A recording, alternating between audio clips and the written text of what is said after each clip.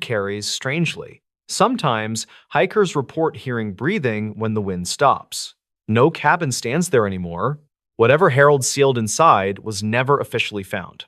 And whatever kept him alive in that wall for so long may not have needed the cabin to remain.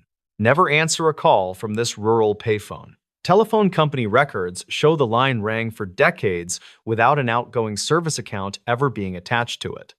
The payphone stood at the edge of a rural crossroads where two county roads intersected miles from the nearest town. It was bolted to a wooden post beside an overgrown pull-off, surrounded by tall grass and a single flickering streetlight. There were no buildings nearby, no bus stop, and no signage explaining why it had ever been installed. In the spring of 2010, the phone drew the attention of a utility inspector named Grant Holloway. He was 49 years old and worked for a regional telecommunications contractor responsible for decommissioning obsolete lines. His assignment was routine: verify inactive equipment and schedule removal if necessary. Grant noticed the payphone because it still appeared active in the system. It was listed as receiving calls but never placing them. That anomaly alone was enough to warrant a field inspection. He arrived just after sunset, parking his truck along the gravel shoulder. The air was cool, and the area was quiet, except for insects and distant wind through crops. Grant photographed the phone, checked the serial number, and confirmed it matched the database entry. The handset was intact. The coin slot was jammed with dirt. The line indicator inside the casing showed a weak but steady signal. According to records, the phone had been installed in 1979 and officially retired in 1994. It should not have been ringing. As Grant documented the wiring, the phone rang. The sound was sharp and sudden, echoing across the empty intersection. Grant stepped back instinctively, startled more by the timing than the noise itself. He watched the handset vibrate slightly against the metal housing. Grant waited for the ringing to stop. It did not. After nearly 10 seconds, he lifted the receiver. He later said he assumed it might be a crossed line or automated system test. He did not expect a voice. At first, there was only static. Then, a sound like breathing came through the line, uneven and close. Grant asked if anyone was there. The breathing paused. A male voice spoke softly. It said Grant's name. Grant froze. He had not identified himself, and the phone was not tied to any caller identification system. He asked who was calling. The voice replied with a question of its own. "Did you make it home yet?" Grant felt a sudden chill. The question made no sense. He was still standing beside the phone. He told the caller they had the wrong number. The line went dead. Grant replaced the receiver and stood there for several seconds, listening to the night. He told himself the voice must have been a prank routed through old infrastructure. Still, he finished his inspection quickly and left. That night, Grant filed a report noting unexpected incoming activity. The next morning, his supervisor flagged it as a known issue. End quote. The dis of it, the distamsocking.com, the dis of it tenso, disovid.com, end quote. We have one have sane suffer. The payphone, he said, occasionally received misrouted calls due to outdated switching equipment. Grant was told not to worry about it. 2 weeks later, a county sheriff's office contacted the telecommunications company with a request. They asked whether the payphone at the crossroads was operational. When told it was not supposed to be, the deputy sounded unsettled. According to the deputy, a local farmer had reported receiving repeated calls on his home phone late at night. Each call consisted of breathing and road noise. On the third call, the caller asked the farmer why he had not answered the payphone. The farmer lived nearly 5 miles from the crossroads. Phone records showed the calls to the farmer originated from the rural payphone line. Grant was assigned to return to the site with a removal crew. They arrived mid-morning and found the phone exactly as before. No damage, no signs of tampering. The line indicator still showed a weak signal. Before they could disconnect the wiring, the phone rang again. One of the crew members reached for the handset. Grant told him not to answer it. The man laughed and picked it up anyway. The crew member's expression changed almost immediately. He did not speak. After several seconds, he slowly lowered the handset back into place. When asked what he heard, he said the caller described the accident that killed his brother. It was an event known only to family and investigators, and it had happened years earlier. The crew aborted the removal and left the site. Grant filed another report. This time, the incident was escalated internally. Archived call logs were pulled for the payphone line. The data was incomplete but revealing. Over the previous 20 years, the phone had received hundreds of incoming calls. None were traceable to known numbers. Many calls were placed during early morning hours. More disturbing were the outgoing call records. Although the phone was officially unable to place calls, logs showed brief outgoing connections following many incoming rings. These outgoing calls matched the phone numbers of individuals who had previously been reported missing, injured, or deceased in the surrounding counties. In nearly every case, the call occurred shortly before the event. Grant was interviewed by an internal compliance team. He disclosed the content of his call. He admitted the voice had used his name and referenced his home. He also admitted he had not returned to the payphone since. The company decided to quietly disconnect the line remotely. Technicians flagged the circuit as inactive and removed it from routing tables. The phone rang anyway. County dispatch began receiving strange calls within days. Callers would say nothing at first, then ask dispatchers to send help to the crossroads. When officers arrived, there was never anyone there. One dispatcher reported hearing a payphone ringing faintly through her headset, even when no incoming call was active. The sheriff ordered the physical removal of the phone. When crews arrived, the handset was missing. The cord had been cut cleanly. The metal housing showed signs of age, but no vandalism. As they lifted the unit from the post, the internal ringer activated, echoing inside the casing without a receiver attached. The wiring beneath the ground was traced to a junction box installed decades earlier. Inside, technicians found the lines still connected, spliced into older infrastructure that no longer existed on any map. They cut the line and sealed the junction. The phone never rang again. Over the next several years, reports of strange calls in the area decreased. The crossroads remained quiet. The streetlight eventually burned out and was never replaced. Grant retired early. In his final interview, he revealed something he had never included in any report. After his call at the payphone, he received a voicemail on his personal phone. It contained road noise, breathing, and a soft male voice. The voice asked why Grant had answered. What was found behind this locked motel wall? Inspection photos show the wall had been sealed from the inside, yet something behind it showed signs of long-term use. In the early spring of 2016, a roadside motel slated for demolition drew attention from a county safety office. The motel sat along an older state route that had been bypassed years earlier, leaving the property nearly abandoned. Only 2 rooms had been rented in the previous 12 months, both to transient workers staying one night. The final inspection was assigned to a structural assessor named Evan Markell. He was 44 years old and had spent most of his career evaluating condemned buildings for hazard mitigation. His task was simple: document safety risks before demolition crews arrived. The motel was a single-story L-shaped structure, faded beige paint peeling from concrete block walls. Several rooms had already been stripped of fixtures, but room 9 remained locked. According to records, the key had been missing for years. Evan decided to start there. He photographed the exterior and noted that room 9's door showed no signs of forced entry or tampering. The lock cylinder was original and intact. The window curtains were drawn, though dust suggested they had not been moved recently. Using a master override tool, Evan opened the door. The air inside was stale but not rotten. The room was sparsely furnished, a bed frame without a mattress, a small dresser, and a nightstand bolted to the floor. Everything was coated in dust except the floor near the back wall, which appeared subtly disturbed.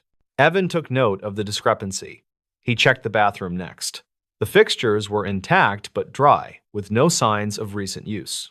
The mirror above the sink was missing, leaving only mounting brackets and an outline where it once hung.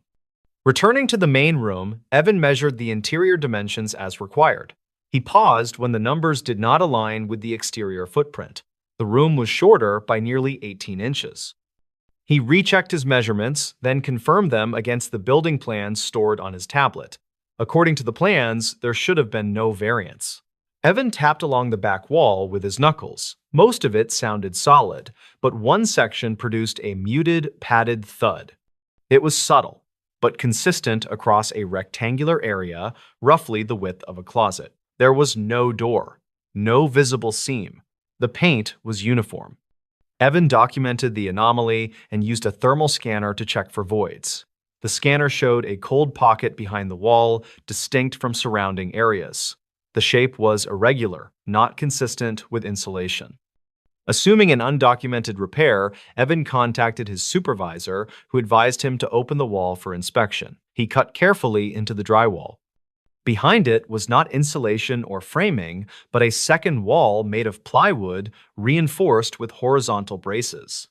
The plywood had been installed after the original construction, judging by the fasteners. Evan removed the braces one by one. The plywood panel came free, revealing a narrow space behind it. The cavity was large enough for a person to sit upright, extending the width of the room and approximately 4 feet deep. The air inside was noticeably colder. The first thing Evan noticed was the smell. It was dry, metallic, and faintly organic. The space was not empty. Along the back wall, a thin sleeping pad had been laid out. Beside it were empty water bottles, flattened and stacked neatly. A small battery-powered lantern rested near the corner. None of the items were new. Dust patterns suggested they had been handled repeatedly, long after the rest of the room had fallen into disuse. Evan felt his throat tighten. He photographed everything before stepping back out of the cavity. Then he noticed the markings. Scratched into the plywood walls were lines, hundreds of them, arranged in uneven vertical clusters. Some were shallow, others deeply carved. Near the sleeping pad, the scratches formed crude shapes resembling letters, though none spelled complete words. Evan counted several groupings that appeared deliberate, as if marking time. He contacted local authorities. Deputies arrived within the hour and secured the room. They expanded the opening and entered the space more fully. Inside, they found additional items: a plastic bucket used as a toilet, food wrappers dating back years, and a portable radio with corroded batteries. There were no human remains. What unsettled investigators most was the condition of the space. It had clearly been occupied for an extended period, possibly months or years, yet no missing person records matched the timeline. The cavity had no ventilation system, no access hatch. The only opening was the wall Evan had cut through. Yet dust patterns on the floor indicated movement in and out of the space long after Room 9 was last rented. Investigators examined motel records. Room 9 had been taken out of service in 2008 after repeated guest complaints about noise. Guests reported hearing breathing at night and feeling movement behind the walls. No cause was found. After closure, the door had been locked and left untouched. Security footage from the motel's final operational year was reviewed. On several occasions, motion sensors in the hallway outside Room 9 activated late at night. The footage showed no one present. One clip showed the doorknob of Room 9 turning slightly, then stopping. The motel owner, when questioned, denied any knowledge of hidden spaces. He confirmed that no maintenance work had been done on that wall in decades. Investigators brought in a forensic anthropologist to assess the markings. The expert concluded the scratches were made by human hands over a long period, likely under conditions of stress and confinement. Yet there was no sign of forced captivity, no restraints, no locks on the inside of the cavity. The most disturbing finding came from the radio. After replacing the batteries, investigators powered it on. It immediately emitted static, followed by a faint rhythmic sound. Breathing. Then, briefly, a voice. It did not speak words. It repeated the sound of inhaling and exhaling, slightly delayed, as if mimicking someone nearby. The radio shut off on its own. The cavity was sealed again by authorities, pending further investigation. The motel demolition was postponed indefinitely. Several weeks later, the property was sold quietly to a development group. Records related to the investigation were reclassified and archived. When demolition crews finally returned months later, Room 9's back wall was intact. There was no cavity behind it, no scratches, no sleeping pad, no lantern. The interior dimensions of the room now matched the exterior footprint perfectly. Evan was asked to revise his report. He refused and resigned shortly after. Before leaving his position, he shared one final detail with a colleague. When he first opened the wall, the sleeping pad was still warm, and there had been only one set of markings near it, fresh ones. This ranger station logbook ends mid-sentence. The final entry was written in steady handwriting with no sign of panic, and it stopped in the middle of a single word. In the northern section of a protected wilderness area, a small ranger station stood beside a frozen reservoir. It had been built in the late 1970s to monitor seasonal flooding and wildlife movement. By 2017, it was rarely used, staffed only during peak months, and otherwise left sealed. The winter closure inspection was assigned to a record specialist named Jonah Reeve. He was 48 years old and worked for the Regional Parks Authority, responsible for collecting documents from facilities scheduled for long-term inactivity. His job was administrative, but it required traveling alone to remote sites. Jonah arrived at the station in early December, just before a heavy snowfall. The access road was barely passable, and the forest around the reservoir was silent. He unlocked the station door using a key retrieved from a lockbox and stepped inside. The interior was colder than expected, despite the building being sealed. The main room held a desk, a radio console, and a wall of shelves containing binders and logbooks. Everything appeared orderly, untouched since the last patrol weeks earlier. Jonah began cataloging materials, photographing documents, and boxing non-essential records. Most of the logbooks were routine, weather notes, patrol times, wildlife sightings. He worked methodically, checking dates against a printed roster. One logbook stood out. It was thinner than the others and labeled simply Reservoir Watch. The last recorded date on its spine was October 2016. According to staffing schedules, the station had remained operational until mid-November. Jonah opened the book and flipped through the pages. The entries were written by a single ranger named Felix Rowe, age 39, assigned solo shifts during the off-season. Felix's handwriting was neat and consistent, his notes concise. Early entries mentioned minor issues, fluctuating water levels, radio interference, unexplained alarms from monitoring equipment. Felix often noted sounds at night, which Jonah assumed were animals or shifting ice. As the dates progressed into late October, the entries grew more detailed. Felix wrote about hearing footsteps on the dock after dark. He noted that when he checked, the dock was empty and the ice was unbroken.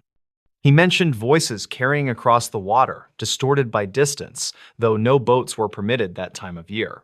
On October 28th, Felix wrote about the radio activating without input. He described hearing his own call sign repeated back to him, slightly delayed. Jonah paused, unsettled, but continued reading. The final entry was dated November 3rd, 2016.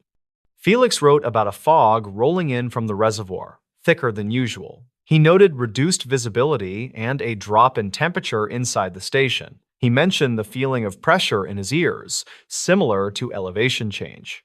The entry continued on to the next line. Felix wrote that someone was standing on the ice near the center of the reservoir. He described the figure as motionless and dark against the fog. He noted that no ice cracks were visible leading to it. The handwriting remained steady. Felix wrote that the figure was facing the station, though the distance made detail impossible. He wrote that the radio had turned on again, transmitting open-channel static. The sentence ended abruptly. The final line read, "The figure just raised its arm and I can hear it say my N." The pen stroke stopped mid-word. There was no period, no smudge, no sign the page had been torn or damaged. Jonah stared at the line for several seconds. He checked the following pages. They were blank. According to employment records, Felix Rowe had not reported for his next scheduled shift. His truck was found parked outside the station 2 days later, locked with his personal items inside. A search had been conducted at the time. Rangers searched the shoreline, the forest, and the frozen reservoir. No signs of Felix were found. The incident was classified as a disappearance due to environmental exposure. Jonah reviewed the rest of the station. Everything else appeared normal. The radio console was powered off, the dock outside was partially iced over, with no footprints or disturbances. As daylight faded, Jonah boxed the logbook with the others and prepared to leave. Before closing the station, he did one final walkthrough. That was when he heard the radio. It emitted a brief burst of static, then went silent. Jonah froze, listening. He had not turned the power back on. The console lights remained dark. The sound came again, louder this time. Beneath the static, Jonah heard a faint voice. It was distorted, but the cadence resembled speech. Jonah approached the console cautiously. He did not touch it. The static grew stronger, then stopped abruptly. The station fell silent again. Jonah locked the building and left before full dark, unnerved but unwilling to linger. He filed his report the next morning, noting the incomplete logbook entry and the radio anomaly. The response from headquarters was brief. He was instructed to submit the materials and not conduct further review. Several weeks later, Jonah was contacted by an internal auditor. The auditor asked whether Jonah had noticed anything unusual beyond the missing entry. Jonah mentioned the radio. The auditor paused, then changed the subject. Months passed. The station remained closed through winter. In early spring, a maintenance crew was sent to inspect the structure for reopening. They reported finding the station unlocked. Inside, the logbooks were still boxed on the desk. One box had been opened. The Reservoir Watch logbook was back on the shelf. The final entry had changed. The sentence no longer ended mid-word. It now read, "The figure just raised its arm and I can hear it say my name from here." The handwriting matched Felix Rowe's perfectly. There were no new dates added. No additional entries. The page beneath it remained blank. The maintenance crew reported no signs of forced entry. The lock showed no damage. Snowmelt patterns around the station suggested no recent visitors. When Jonah was shown photographs of the altered page, he felt physically ill. He confirmed that the line had not been complete when he first read it. An internal investigation was opened, then quietly closed. The station was never reopened. The reservoir area was reclassified as restricted due to structural concerns. No further staffing assignments were issued. Years later, hikers passing near the frozen reservoir reported hearing radio static carried across the ice during heavy fog. Some claimed to hear a voice calling names, stretched and distorted by distance. No radio equipment remains on site. The logbook is stored in an archive facility sealed in a climate-controlled room. Access is limited and the document is rarely requested. According to the most recent inventory check, the final page remains unchanged. It still ends mid-sentence. But the handwriting pressure on the final word has deepened over time, as if someone keeps trying to finish it. Never wait out a storm at this roadside shelter. State transportation records show the shelter was officially removed from service years earlier, yet emergency calls continued to reference it. The roadside shelter sat along a mountain highway that cut through dense forest and steep rock faces. It was a simple concrete structure with 3 walls and a slanted metal roof, built decades earlier for stranded motorists during sudden weather changes. There were no lights, no cameras, and no signage beyond a faded warning sign half buried in weeds. In late October of 2018, an equipment safety audit brought renewed attention to the shelter. The assignment fell to a regional infrastructure inspector named Alan Croft. He was 46 years old and had spent most of his career evaluating aging roadside structures for compliance and removal. The shelter was supposed to be gone. According to records, it had been condemned after a rock slide damaged its foundation in 2011. Crews were dispatched to dismantle it, but paperwork indicated only partial removal was completed before funding was reallocated. The structure remained undocumented and unmanaged. Allen decided to inspect it during a routine highway survey. The forecast called for light rain, nothing severe. He parked his truck on the shoulder and walked the short distance toward the shelter. The air felt heavier near it. The temperature dropped noticeably as he stepped beneath the roof. The concrete walls were cold to the touch, damp despite the lack of recent rainfall. Inside, the shelter was empty except for wind-blown debris and old tire marks on the floor. Allen photographed the cracks in the foundation and noted signs of erosion beneath the rear wall. He planned to recommend immediate demolition. As he worked, clouds thickened overhead. Rain began suddenly, hard and cold, accompanied by strong gusts that swept down the mountain pass. Visibility dropped within minutes. Allen considered returning to his truck, but a sudden burst of hail forced him back under the shelter roof. The storm intensified rapidly. Sheets of rain pounded the road, and lightning struck somewhere nearby, the thunder sharp and immediate. Allen radioed his office to report the delay, but received only static in response. Cell service was non-existent in the pass. He decided to wait out the worst of it. At first, the shelter did its job. The roof held. The walls blocked the wind. Allen stood near the open side, watching water stream across the asphalt. Then, he noticed something odd. The sound of the rain inside the shelter did not match the sound outside. It was quieter, muted, as if the storm were being absorbed. Allen stepped closer to the back wall and placed his hand against it. The vibration felt wrong. The concrete hummed faintly, not from thunder, but from something steady and low. Allen stepped back. A gust of wind drove rain sideways into the shelter. As it did, Allen saw movement near the far corner. For a brief moment, it looked like a shadow pulling away from the wall. He told himself it was light distortion caused by the storm. Minutes passed. The storm did not ease. Allen checked his watch. Nearly 20 minutes had gone by. The rain should have peaked and tapered by now, but instead it grew heavier. The sky darkened to an unnatural shade, as if evening had fallen early. Then he heard breathing. It was faint at first, easily mistaken for wind echoing through the structure. But it had rhythm. Slow, deliberate inhalations followed by longer exhales. Allen held his breath and listened. The sound continued. It was coming from behind him. He turned quickly, scanning the shelter. It was still empty. No one else had entered. There was nowhere to hide. The breathing stopped. In its place came another sound. Footsteps. They were soft and wet, like shoes on damp concrete. They moved from the back wall toward the open side, then stopped. Allen spoke aloud, identifying himself, his voice barely audible over the rain. There was no response. Lightning flashed, illuminating the interior of the shelter. For an instant, Allen saw something carved into the back wall. Lines.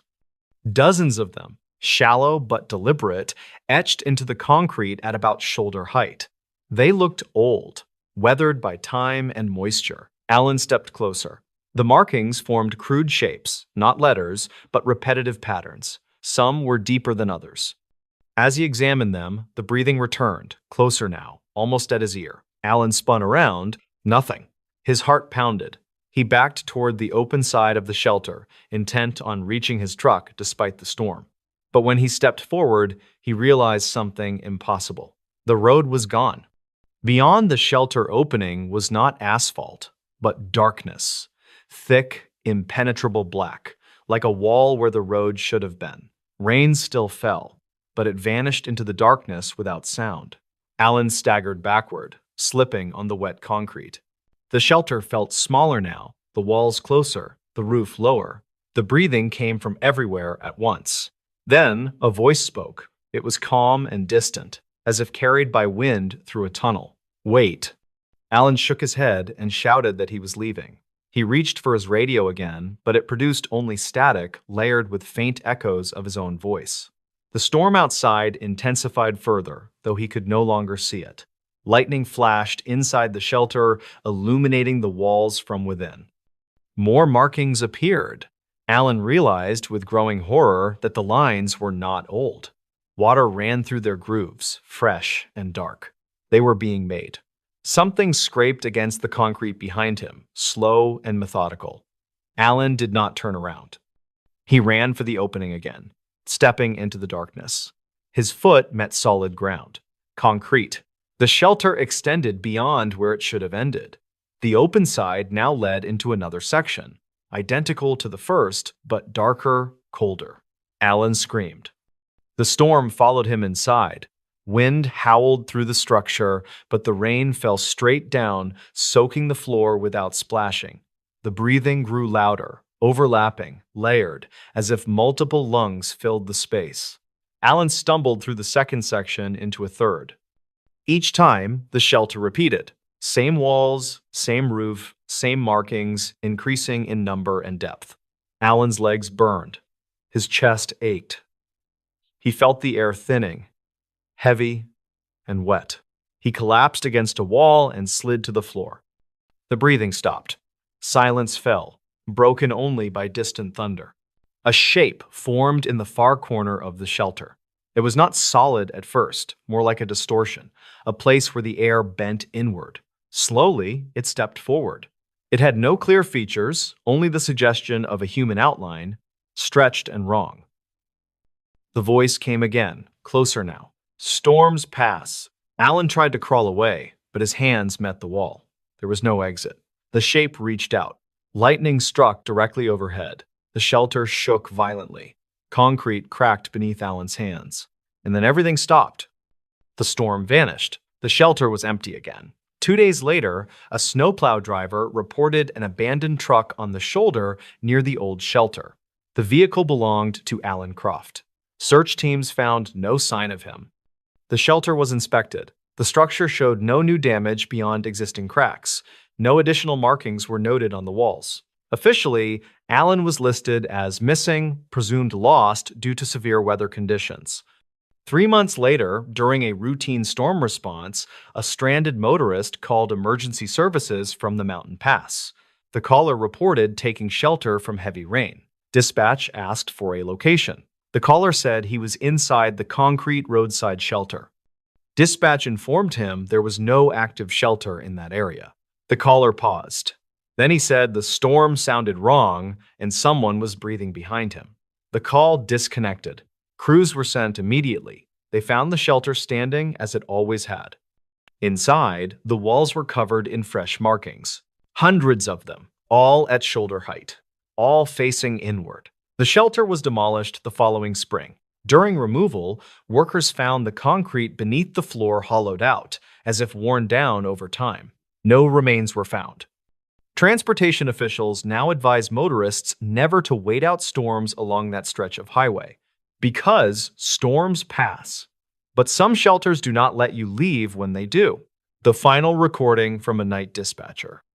Official archives list the recording as incomplete, despite the system showing it reached its full duration. In the early hours of a quiet weekday morning in 2019, a regional emergency communications center processed what would become its final unresolved incident. The center handled calls for several rural counties, covering long stretches of highway, farmland, and forest with minimal nighttime traffic. The dispatcher on duty was a woman named Leah Morstan. She was 34 years old and had worked night shifts for nearly 6 years. Known for her calm demeanor, Leah specialized in handling long silence calls, hang-ups, and distressed callers who struggled to explain what was wrong. That night began like any other. Call volume was low, weather was stable, most incoming traffic involved minor roadside issues or routine welfare checks. Leah logged each call carefully, sipping coffee and listening to the steady hum of equipment around her. At 2:17 a.m., a call came in on a non-emergency line. The caller did not speak. Leah followed protocol, announcing the center name and asking if the caller required assistance. There was no response, only faint background noise that sounded like wind moving through an open space. Leah asked again. After several seconds, the caller breathed. It was slow and deliberate, close enough to the receiver that Leah could hear moisture in the airway. She asked the caller to confirm their location. The breathing paused. Then a male voice spoke quietly. "I think I already called you." Leah checked the call history on her screen. The number did not appear in recent logs. She asked the caller where he was calling from. There was a pause. "A road," the man said. "I don't know which one anymore." Leah asked if he was in a vehicle. He said no. She asked if he could see any mile markers or lights. He said there was a structure nearby, something concrete. As Leah gathered information, she noticed something odd. The system flagged the call as originating from a location with no active service coverage. That sometimes happened with signal bounce, but rarely with voice clarity this strong. She asked the man if he was alone. "I don't think so," he replied. Leah heard a faint echo beneath his words, as if another microphone were open nearby. She asked him to repeat himself. He did, but the echo repeated slightly later, distorted and stretched. Leah marked the call as priority and requested a location trace. The system returned no coordinates. At 2:23 a.m., the caller's breathing changed. It became faster, uneven. He said the wind had stopped, but he could still hear it moving. Leah asked him to explain. "It's inside," he said, "like it followed me." "I climb it is." Leah instructed him to move to a well-lit area if possible. He said there were no lights, only the sound of rain hitting concrete, though Leah's weather display showed clear skies. She asked him to stay on the line. "I think it knows I'm talking to you," the man said. Leah heard a scraping sound, faint but rhythmic, like something dragging across a hard surface. She asked what that noise was. The man hesitated. "It's making space," he said. Leah signaled a supervisor quietly and continued speaking in a calm tone. She asked the man his name. He gave it. Leah typed it into the system.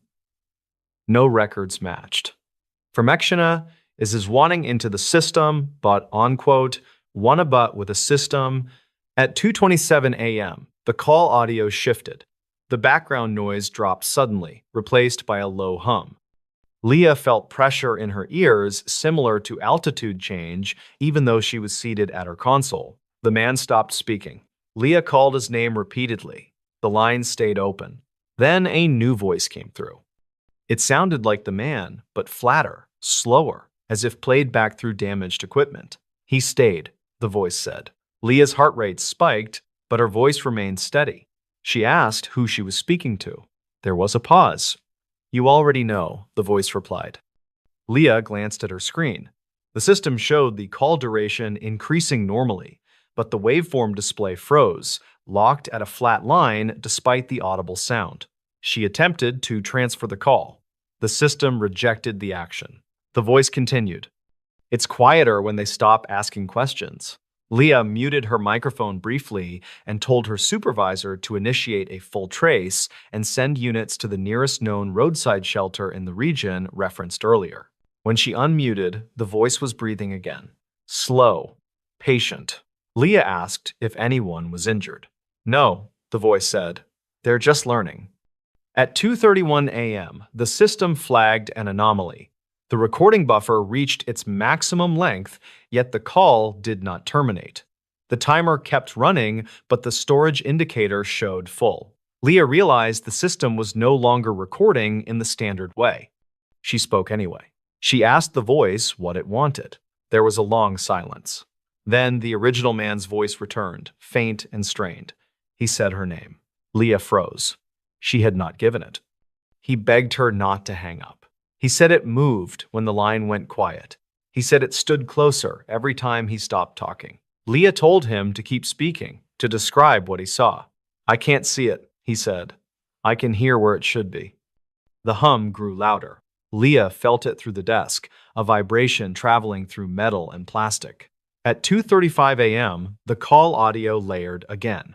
Multiple breaths overlapped, out of sync. The man screamed. The sound cut abruptly, replaced by the flat, echoing voice. "Recording complete," it said. The call ended. Leah sat motionless, staring at her screen. The call log showed the line had disconnected normally. The recording file was saved, timestamped, and marked complete. Responding units found nothing. No shelter. No stranded person. No signs of disturbance along the nearby highways. Leah reviewed the recording later that morning with a supervisor. The file was shorter than expected. It ended at 2:31 a.m. The final 4 minutes were missing. The audio stopped mid-breath. Leah requested a system audit. Technicians found no faults. The system showed the recording had reached full duration and closed properly. Leah was placed on leave. She resigned 2 weeks later. Months after, during an internal archive review, a technician noticed something odd. The metadata for Leah's final call updated itself periodically, changing the file size slightly without altering the timestamp. When the technician played the recording again, there was something new at the end. Not words. Breathing, quiet and steady, lasting exactly 4 minutes. And then a soft click, like a headset being placed gently on a desk. The file has not been played since. Officially, the recording is complete. But dispatchers who worked that night say the console at Leah's station still hums softly after midnight, as if the line never fully disconnected, and something is waiting for the next person to answer. This abandoned freezer wasn't empty.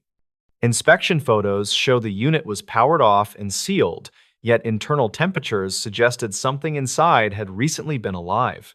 The industrial freezer sat behind an abandoned food distribution warehouse on the edge of a declining logistics district. The building had been shuttered for nearly a decade after the company relocated operations, leaving behind rusting equipment and padlocked doors. Vandals had stripped copper and wiring years earlier, but the freezer remained untouched, standing alone like a concrete tomb. In early March of 2020, the property was scheduled for environmental clearance ahead of redevelopment. The task of inspecting remaining equipment fell to a contracted safety auditor named Leonard Pike. He was 53 years old and had spent over 20 years assessing abandoned industrial sites for contamination and hazard risks. Leonard arrived mid-morning under overcast skies. The warehouse yard was silent, surrounded by chain-link fencing and overgrown weeds pushing through cracked asphalt. He noted signs of prior trespass, but nothing recent. The freezer unit was impossible to miss. It was a standalone structure, roughly the size of a shipping container, reinforced with thick insulation panels and a heavy steel door. Faded hazard stickers warned of low oxygen risk and lock in danger. According to asset records, the freezer had been decommissioned in 2011, fully powered down and emptied. Leonard photographed the exterior and checked the lock. It was still secured with an industrial latch, corroded but intact. No pry marks, no forced entry. One detail caught his attention immediately: the frost line. Thin sheets of ice clung to the lower edges of the door frame, despite the unit having no power source for years. Leonard placed a gloved hand near the metal. It was cold, not ambient cold, refrigerated cold. He logged the anomaly and circled the unit. The power conduit had been severed long ago. There was no generator, no backup line, no refrigeration system capable of operating independently. Leonard considered the possibility of residual cold trapped in insulation, but the consistency of the frost did not support that explanation. It was fresh, granular, actively forming. He radioed his supervisor to report the condition. The response was delayed and dismissive. Old freezers, he was told, could retain cold longer than expected. Leonard knew that was incorrect, but protocol required inspection anyway. He retrieved a handheld thermal scanner and swept the exterior. The display registered internal temperatures well below freezing. Leonard stood still for several seconds, watching the numbers stabilize. The readings were not fluctuating. They were holding steady. Against his better judgment, he unlatched the door. The hinges groaned loudly as the seal broke. A wave of cold air spilled out, sharp enough to sting his face. Leonard instinctively stepped back, startled by the intensity. The interior was dark. He switched on his flashlight and aimed it inside. The freezer was not empty. At first glance, Leonard saw shelving along the walls, most of it removed or collapsed. Frost coated every surface in thick, uneven layers. The air inside was dense, almost foggy, as if disturbed after long stagnation. Then he saw the markings. Scratches covered the inner walls. hundreds of them. They ran horizontally and vertically, overlapping in chaotic patterns. Some were shallow, others deeply gouged into the metal lining beneath the insulation. They were not machine marks. They were too irregular, too deliberate. Leonard stepped closer, heart pounding. His flashlight beams swept across the floor. There was a sleeping pad near the back wall. It was stiff with frost, but unmistakable. Beside it lay empty food containers, crushed water bottles, and a battery-powered lantern frozen solid into the ice. Leonard's mouth went dry. The items were arranged. Not discarded, placed. He backed out of the freezer and took several deep breaths. His hands shook as he documented the interior with photographs. The cold continued to roll outward, pooling around his boots. Then he noticed something else. The floor showed signs of repeated movement. Frost had been disturbed along a narrow path leading from the sleeping area to the door, as if someone had paced back and forth many times. Leonard checked the interior latch.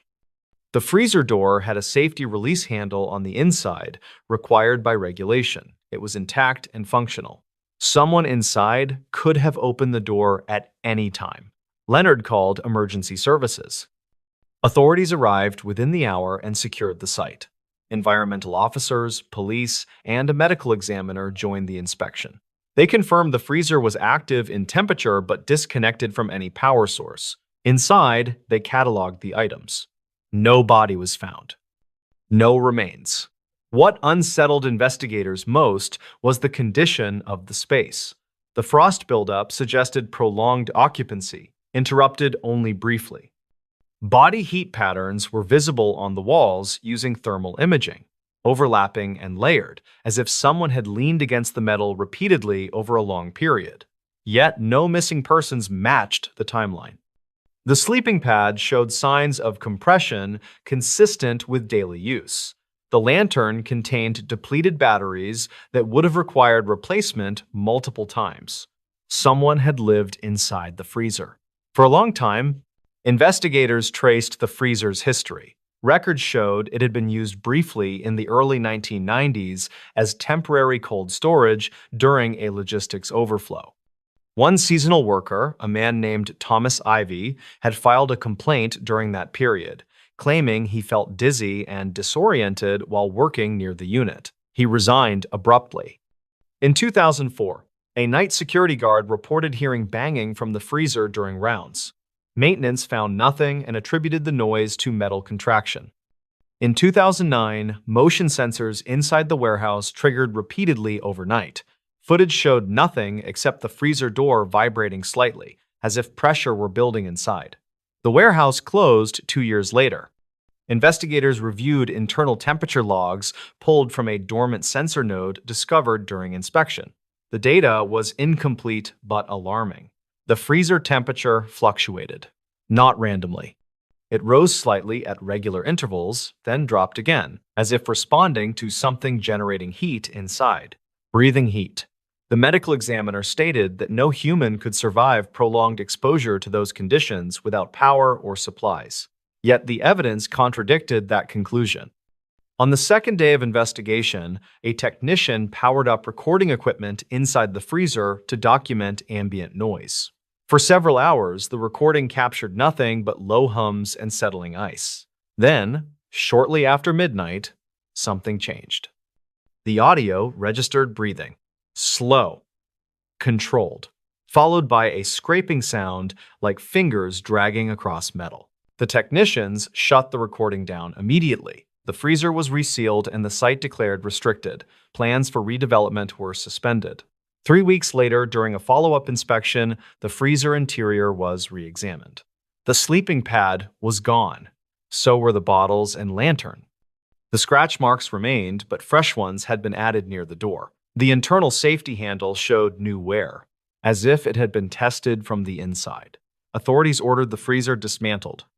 During removal, workers cut through the outer panels. Inside the insulation layers, they found deep cavities worn smooth, extending through multiple layers of foam and metal. Not by tools, by repeated contact. No remains were found during demolition. The freezer was hauled away and destroyed off-site. Leonard Pike resigned shortly after submitting his final report. He declined further interviews. In an informal statement given months later, Leonard admitted one detail he had not documented officially. When he first opened the freezer door, before he stepped back, he heard something inside inhale sharply, as if surprised, as if it had not expected the door to open yet, and as if it had not been alone, why this forest pull-off vanished from maps. Transportation records confirm the pull-off was removed from digital maps first, then from physical signage, and finally from official memory. The forest pull-off used to sit along a narrow state highway that cut through miles of protected woodland. It was not large, just a widened strip of gravel with a wooden guardrail and a single weathered sign indicating parking for emergencies only. There were no picnic tables, no restrooms, and no scenic overlook posted, yet drivers used it regularly. In the late summer of 2017, a cartography update flagged the pull-off as an anomaly. The task of reviewing the discrepancy fell to a geographic data analyst named Martin Hale. He was 43 years old and worked for a contractor responsible for syncing physical infrastructure with digital navigation systems. Martin noticed the issue during a routine audit. Multiple user reports referenced a pull-off at mile marker 46, yet satellite imagery showed nothing but trees. Historical map layers still displayed it clearly, but the most recent update erased it entirely, replacing it with uninterrupted forest. At first, Martin assumed it was a simple clerical error. He checked state transportation records. The pull-off still existed on paper, listed as active and inspected annually. Maintenance logs showed gravel replacement as recently as 2015. No removal orders were documented. Curious, Martin decided to investigate in person. He drove to the location on a clear afternoon, following the highway as it curved deeper into the forest. Mile markers ticked by steadily. When he reached marker 46, he slowed instinctively. There was nothing there. No gravel, no guardrail, no sign. The forest pressed tightly against the road, trees growing so close their branches nearly brushed passing vehicles. Martin pulled over farther ahead and walked back along the shoulder. He found no trace of the pull-off, no disturbed soil, no remnants of gravel, no cut in the tree line. It was as if the forest had always been unbroken at that point. Martin returned to his car unsettled and reviewed his notes. According to archived imagery from 2012, the pull-off should have been visible, clearly defined, and used. He drove home with the uneasy feeling that something had been deliberately overlooked. Over the next week, Martin pulled historical accident reports tied to the highway. Several minor incidents referenced the pull-off as a location marker. A few reports mentioned vehicles found abandoned there overnight. One report from 2009 stood out. A couple traveling late at night had stopped at the pull-off due to engine trouble. They reported hearing voices in the trees while waiting for roadside assistance. When help arrived, the couple insisted they had not moved, yet the responder could not locate the pull-off described. The incident was dismissed as confusion caused by stress. Martin requested older maintenance photos from the transportation archive. Most were routine, showing gravel grading and sign replacement. Then he found one image dated 2003. The photograph showed the pull-off empty except for a single sedan parked near the tree line. The image quality was poor, but Martin noticed something odd. The trees behind the car appeared darker, denser, as if the forest receded inward unnaturally at that spot. He zoomed in. Between the trunks, there was a gap. Not a trail, not a clearing. A depth that did not match the surrounding terrain. Martin began searching for testimonies. He contacted retired highway workers and maintenance crews. Most barely remembered the pull-off. A few recalled complaints about it feeling unsafe. One former inspector mentioned he avoided stopping there after dusk. When asked why, the man hesitated. He said the place was quiet in a way forests should not be. Another former worker recalled an incident in the early 1990s. A snowplow driver stopped at the pull-off during a storm and radioed that he needed assistance. The call ended abruptly. His truck was later found parked safely at the pull-off, engine cold, door closed. The driver was never found. Martin requested search and rescue records. He discovered at least 4 missing person cases linked loosely to the highway stretch near mile marker 46. None explicitly named the pull-off, but the timelines aligned with vehicles last seen stopping overnight. The pattern disturbed him. He decided to visit the location again, this time at night. Just after 11 p.m., Martin parked his car near mile marker 46. The road was empty, the forest dark and heavy on both sides. He turned off his headlights and waited. For several minutes, nothing happened. Then the air changed. The sound of insects faded, replaced by a low ambient hush. Martin felt pressure in his ears, subtle but noticeable. His GPS flickered, losing signal briefly before reconnecting. He turned his headlights back on. The pull-off was there. Gravel spread out beside the road, pale under the beams. The wooden guardrail stood intact. The faded sign leaned slightly, exactly as shown in old photographs. Martin's breath caught. He checked his mirrors. The road behind him remained normal. Ahead, the highway continued as expected. The pull-off existed only within the cone of his headlights. Against every instinct, Martin pulled in. As his tires crunched onto gravel, the forest seemed to pull back, creating a shallow clearing around the pull-off. The darkness beyond felt deeper, thicker, swallowing sound. Martin stepped out of his car. The silence was absolute. He walked toward the tree line and noticed something carved into the guardrail. Names, initials, dates stretching back decades. Some were shallow and weathered, others were sharp and recent.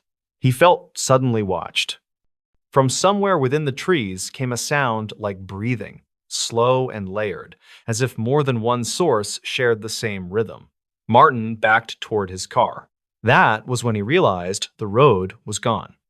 Behind him was forest, unbroken and dense. His headlights illuminated only trees where the highway should have been. His phone buzzed. A notification from his mapping software appeared. Location not recognized. Then another message.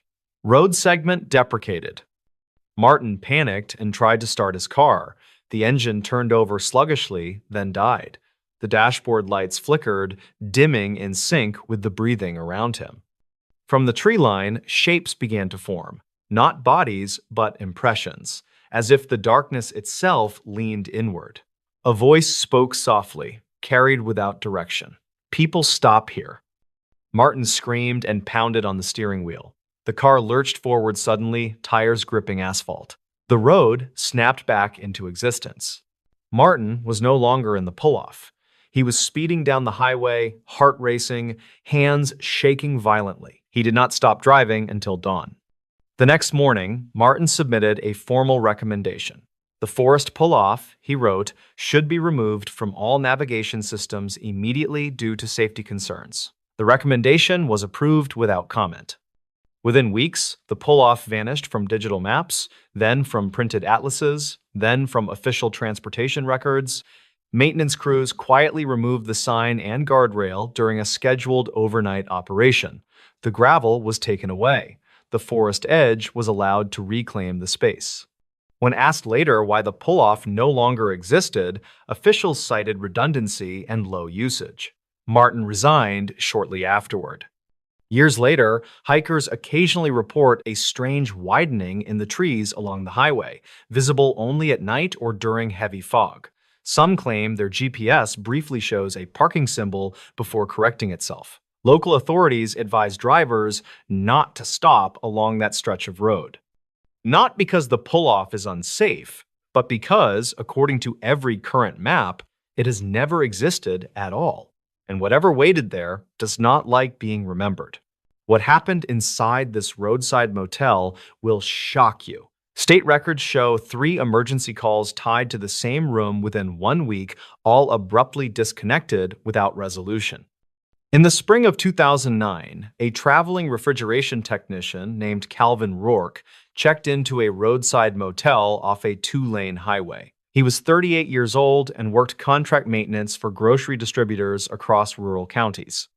That Tuesday was supposed to be simple: inspect a failed unit at a nearby warehouse, then drive home before dawn. The motel was called the Pinecrest Lodge, a low concrete strip with flickering vacancy signs and aging exterior doors. It sat between a closed diner and a tree line that swallowed sound after sunset. Calvin chose it because it accepted cash and had parking outside each room. He signed the ledger, took a metal key, and parked directly in front of room 12. According to the desk clerk, a woman named Maribel Henshaw, Calvin appeared exhausted but alert. He asked if the walls were thin, then laughed as if it mattered. Maribel later told investigators he carried only a small duffel and a hard plastic toolbox. Nothing about him seemed unusual that night. At 9:42 p.m., motel security footage shows Calvin unlocking his door and entering room 12 alone. The room light turns on, then off again after several minutes. That part matched the normal pattern of guests settling in. The first deviation came at 10:06 p.m., when the front desk phone received a call from room 12. Dispatch logs show the call connected for 11 seconds, then ended without any spoken words. Maribel attempted to call the room back, but there was no answer. She assumed it was an accidental dial and made a note in the logbook. Nothing else happened for almost an hour. At 11:13 p.m., a second call came from room 12, this time to County Emergency Services. The recording begins with static, followed by shallow breathing, then a faint male voice saying, "Someone is here." The call drops before the operator can respond. Officers were dispatched but arrived to find the room door closed and locked. Deputy Arlen Pike knocked for several minutes and announced his presence loudly. There was no response from inside and no signs of forced entry. Motel policy prevented entry without management approval, and Maribel was hesitant to override it. After 20 minutes, the deputy left a card and cleared the call as unfounded. The third call occurred at 12:07 a.m., again from room 12, again to emergency services. This time, the line stayed open for 34 seconds. The audio includes footsteps, a metallic scraping sound, and Calvin whispering, "I can hear it breathing." The operator asked repeated questions, but received no reply before the call ended. Officers returned immediately, this time with permission to enter. When they unlocked the door, the room was dark and silent.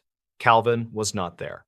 His duffel sat unopened on the bed, and his toolbox was upright near the desk. The bathroom was empty, and the window was locked from the inside. Investigators noted the air conditioner was unplugged, despite the warm night.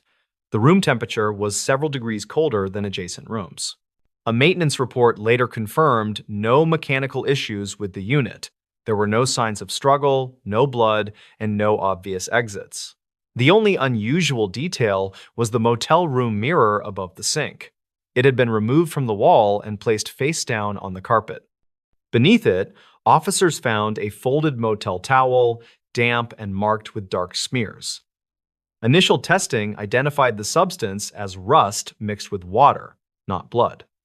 Calvin Rourke was reported missing by his employer the next morning. His truck remained parked outside room 12, keys still inside his jacket pocket on the bed. Phone records confirmed all 3 calls originated from the room landline. There was no record of Calvin using his cell phone after check-in. Over the next week, detectives interviewed staff and nearby residents. One trucker recalled hearing banging from the room after midnight, but assumed it was plumbing. Another guest claimed she heard whispering through the walls, but could not make out words. No one reported seeing Calvin leave. Archived maintenance notes revealed something overlooked. 2 years earlier, room 12 had been closed temporarily due to a reported gas smell. Inspectors found nothing and reopened it within days. However, a handwritten margin note mentioned irregular airflow behind the bathroom wall. Detectives removed a section of drywall behind the sink. Inside the cavity, they found a narrow access space connecting to the adjacent utility corridor. The opening was large enough for a person to crawl through, though it was concealed behind piping. Dust patterns suggested recent disturbance. In the utility corridor, investigators discovered scrape marks along the concrete floor, leading to a locked service door. Beyond it was a crawl space running beneath the motel, used for old wiring and drainage. Search teams followed it for nearly 50 yards before finding a collapsed section near the tree line. At the collapse site, they found Calvin Rourke. He was alive but unconscious, wedged between broken concrete and soil. Medical reports state he suffered hypothermia, dehydration, and severe oxygen deprivation. When revived, Calvin refused to speak for several days. Eventually, he agreed to provide a statement. He said he heard breathing inside the walls shortly after turning off the lights. At first, he assumed it was pipes settling. Then he heard tapping, slow and deliberate, coming from behind the mirror. He removed it to listen more closely. Calvin stated that something pushed back from the other side, causing the mirror to fall. He claimed a voice whispered his name, though he never said it aloud. Panicking, he called for help, but the voice grew louder with each attempt. He unplugged the air conditioner because the cold felt unnatural. According to Calvin, a panel behind the sink shifted open on its own. He said he felt compelled to crawl inside, believing it was the only way out. His memory after that point was fragmented, consisting of cold air, darkness, and the sound of breathing close behind him. Investigators could not verify the voice or the mirror movement. No fingerprints were found inside the wall cavity besides Calvin's. The motel closed room 12 permanently within a month, citing structural concerns. The Pinecrest Lodge shut down entirely 2 years later. Calvin never returned to contract work. He took a desk job and declined all interview requests. In his final statement, he said the most disturbing part was not the voice or the crawl space. He said whatever followed him into the wall stopped breathing only after he passed out. Dispatch records confirm the calls, and photographs confirm the hidden access space. Beyond that, there is no physical evidence of another presence. Still, no one has ever stayed in room 12 since that night, and no one has ever asked to reopen it. The most unsettling incidents at an old ranger outpost. Archived incident summaries list 5 unexplained events at the same ranger outpost, each officially labeled unrelated and resolved without further action. In the late summer of 2011, the Briar Ridge Ranger Outpost sat abandoned at the edge of a protected forest zone. The structure was a squat wooden building with a radio tower beside it, once used to coordinate wildfire response. Budget cuts had shuttered the post years earlier, leaving it to rot quietly among dense pines and winding gravel roads. The outpost still appeared on maps, which was why Nolan Kestrel drove there on a Thursday afternoon. He was 42 years old and worked as a contract surveyor for a state environmental office. His task was straightforward: verify boundary markers near the old outpost and photograph structural conditions for liability records. Nolan parked his government-issued truck beside the leaning radio tower and noted how quiet the forest felt. There were no birds calling, no insects buzzing, just wind moving through branches overhead. He unlocked the outpost door with a master key issued that morning, surprised to find the lock still functional. Inside, the air smelled of dust, damp wood, and something faintly metallic. The main room held a long desk, 2 filing cabinets, and a wall-mounted radio console that had long since lost power. Nolan took photographs methodically, narrating timestamps into his handheld recorder as required. At 3:20 p.m., Nolan discovered the incident logbook in a lower cabinet. The cover was warped from moisture, but the pages inside remained mostly intact. He flipped through entries dating back decades, mostly routine notes about weather, wildlife sightings, and patrol schedules. One section caught his attention. Several pages near the end had been flagged with red pencil marks in the margin. Each marked entry referenced incidents occurring after midnight, involving sounds, radio interference, or unexplained alarms. None included follow-up explanations. One entry, dated 1997, described a ranger named Lowell Brask, who reported footsteps outside the outpost during a snowstorm. The prints stopped abruptly at the building wall, with no tracks leading away. Another entry from 2001 mentioned repeated radio transmissions containing breathing sounds traced to no known source. Nolan photographed the pages, assuming they would be useful for historical context. At 4:05 p.m., his recorder captured an unexpected sound. It was a brief burst of static, followed by a low tone that lasted less than a second. Nolan stopped speaking and listened. The radio console was dark and unplugged, but a small indicator light glowed faintly on its side. Nolan approached cautiously and confirmed there was no power source connected. The light flickered once, then went dark again. He marked the time and moved on. As daylight faded, Nolan decided to finish the exterior survey before leaving. He stepped outside and circled the building, noting deep scratches along the rear wall. They ran vertically, spaced unevenly, and were partially weathered by age.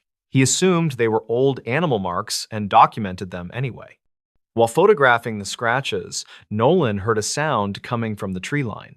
It was rhythmic, like boots crunching on gravel, moving slowly toward the outpost. He called out, identifying himself, but received no response. The sound stopped abruptly. Nolan scanned the forest edge and saw nothing moving. No branches swayed, and no animals darted away. He returned inside, feeling unsettled but rationalizing the experience as nerves amplified by isolation. He packed his equipment and prepared to leave. At 6:12 p.m., Nolan attempted to unlock the front door. The key turned halfway, then jammed. He tried again, applying more pressure, but the lock refused to open. He checked the door frame and found no visible obstruction. The key had worked perfectly minutes earlier. As Nolan struggled with the lock, the radio console emitted another burst of static. This time, it lasted several seconds. Through the noise, Nolan heard a voice speaking in clipped phrases. The words were indistinct, but the cadence sounded like a radio call sign. Nolan backed away from the console and raised his recorder, capturing the audio. The static cut abruptly, replaced by silence. He attempted to contact his office using his cell phone, but found no signal. The forest outside had grown noticeably darker. After several minutes, Nolan managed to force the door open. The lock snapped internally, leaving the door swinging loose. He stepped outside, relieved, and headed for his truck. That was when he noticed fresh footprints in the dust near the steps. The prints were deep and well-defined, pointing toward the outpost door. Nolan crouched to examine them and felt his stomach drop. They ended at the threshold, with no prints leading away. The surrounding dust remained undisturbed. Nolan took photographs, then quickly loaded his equipment into the truck. As he started the engine, the radio in the truck crackled to life. A voice spoke briefly, stating coordinates that matched the outpost location. Nolan turned the radio off immediately. He drove back to town without stopping and filed a detailed report the next morning. His supervisors acknowledged receipt but showed little interest in the incident details. He was instructed to submit the photographs and audio files, then move on to his next assignment. 2 weeks later, Nolan received a call from an internal review officer. The officer asked pointed questions about the logbook entries and the radio activity. He confirmed that similar reports had surfaced over the years, always involving the same outpost. Archived records revealed a pattern. In 1984, a ranger named Ellis Moore vanished during a night shift. His truck was found parked beside the outpost, engine cold, door open. Search teams found no trace of him beyond the immediate area. In 1997, during the incident with Lowell Brask, the ranger later requested a transfer, citing persistent auditory hallucinations. Medical evaluations found no underlying condition. His request was granted quietly. In 2003, a wildfire response team reported receiving radio instructions from the outpost, despite it being officially unmanned. The instructions directed them away from an active fire line. The source could not be identified. In 2008, a maintenance contractor claimed he heard someone calling his name from inside the outpost bathroom. He fled the site and refused to return. His statement was filed, but never investigated further. Nolan realized his experience fit neatly into this sequence. Each incident involved sound, radio communication, and the implication of someone present when no one should be there. None involved direct visual confirmation. Curious and increasingly disturbed, Nolan returned to the site unofficially 1 month later. He arrived near dusk and parked farther down the road, approaching on foot. The outpost looked unchanged, though the broken lock still hung from the door. Inside, the air felt colder than the surrounding forest. Nolan set up a portable audio recorder and a motion-activated camera near the radio console. He intended to stay only long enough to collect baseline data, then leave before nightfall. At 7:40 p.m., the recorder picked up faint static. Nolan listened through headphones and heard breathing layered beneath the noise. It sounded close, as if someone stood just behind him. He spun around, but the room was empty. The radio console powered on suddenly, lights flashing weakly. A voice came through, clearer than before. It recited names, one after another, including Ellis Moore and Lowell Brask. Nolan recognized them instantly from the records. The voice paused, then spoke Nolan's name. Nolan fled the outpost, abandoning his equipment. He ran through the trees until he reached the road, heart pounding. He did not look back. When he returned with state officials the following day, the equipment was gone. The camera and recorder were never recovered. The radio console showed no signs of recent activity. Nolan's supervisors dismissed his account, suggesting stress and confirmation bias. His contract was not renewed. Years later, Nolan shared his experience privately with an investigative journalist. The journalist obtained copies of dispatch logs confirming unexplained radio transmissions originating from the outpost frequency years after its closure. The outpost was eventually demolished, the radio tower dismantled, and the site cleared. Officials cited safety concerns and structural decay. No public mention was made of the incidents. Despite its removal, rangers in the area still report radio interference near the former site. Occasionally, a voice breaks through, reciting coordinates that no longer correspond to any structure. According to archived logs, the frequency remains active, though no transmitter is officially registered. The incidents are still labeled unrelated, and the case remains closed. Those who worked near Briar Ridge say the forest feels quieter now, but not calmer. They say the silence carries weight, as if something learned to speak and never learned how to stop. This piece of footage proved something was wrong. Investigators later agreed the footage was ordinary at first glance, but impossible to explain once its full timeline was reconstructed. In early autumn of 2014, a municipal traffic office reviewed routine camera footage after a minor accident on a service road. The road ran behind a defunct water treatment facility on the outskirts of a mid-sized city. The accident itself was unremarkable. A single car that struck a barrier at low speed. The footage was assigned to Mara Ives, a 36-year-old video analyst employed by the city on a contract basis. Her job involved reviewing archived recordings, isolating relevant clips, and flagging anomalies for insurance and legal review. She had done this work for nearly 8 years without incident. Camera 12 covered the service road from an elevated pole. It recorded continuously at low resolution, overwriting itself every 30 days. Mara pulled the clip from the night of the accident and began scrubbing through the timeline at increased speed. At first, nothing stood out. The road was empty for hours, illuminated only by sodium lights and occasional passing insects. At 1:27 a.m., a sedan entered frame, drifted slightly, and struck the barrier. The driver exited the vehicle, made a phone call, and waited. Mara marked the timestamps and prepared to export the clip. Before closing the file, she rewound several minutes to confirm there were no other vehicles involved. That was when she noticed movement near the far edge of the frame. At 1:12 a.m., something crossed the road briefly. It was too fast and indistinct to identify, appearing as a blur between light poles. Mara slowed the playback and zoomed in. The object appeared human-shaped, but its movement did not match a walking or running gait. She advanced the footage frame by frame. The shape entered the light, paused for less than a second, then exited the frame without turning. There was no visible reaction from the environment. No shadows shifted, and no sound spike appeared on the audio channel. Mara assumed it was an artifact caused by compression or an insect near the lens. Still, protocol required annotation of unexplained motion. She tagged the moment and continued reviewing the hour leading up to the accident.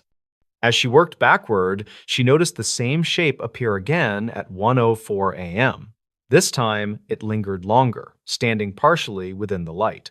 The outline suggested a person facing the camera, but the head appeared slightly lowered as if angled incorrectly. Mara adjusted contrast and brightness settings. The shape did not resolve into clearer detail. Instead, parts of it seemed to blend with the background as though sections were missing. She noted that the road surface beneath it appeared unchanged, with no shadow or reflection. She checked the metadata for camera malfunctions. The system log showed no errors, dropped frames, or lens obstructions. Temperature and humidity readings were within normal range. The camera had been serviced 2 weeks earlier. At 12:58 a.m., the shape appeared again, this time closer to the camera. It entered from the right side, stopped directly beneath a light, and remained motionless for nearly 3 seconds. Then it vanished between frames, not moving out of view, but simply not present in the next capture. Mara leaned back from her desk and replayed the sequence repeatedly. She felt a tightening sensation in her chest that she could not immediately explain. The footage looked wrong in a way she struggled to articulate. She brought the clip to her supervisor, a records manager named Edwin Holt. He watched silently, arms crossed, then shrugged. He suggested it was a dropped frame combined with motion blur. He advised her to log it and move on. Mara complied, but the footage bothered her enough that she continued reviewing adjacent nights. She found similar appearances on 3 other dates, always between midnight and 2 a.m. The shape appeared at irregular intervals, sometimes once, sometimes multiple times. What disturbed her most was consistency. The shape always occupied the same approximate height, as if matching an average adult stature. It never interacted with vehicles, animals, or debris. It appeared only when the road was otherwise empty. Mara exported the clips and reviewed them at home on a higher resolution monitor. She synchronized the timestamps and layered the appearances into a single composite.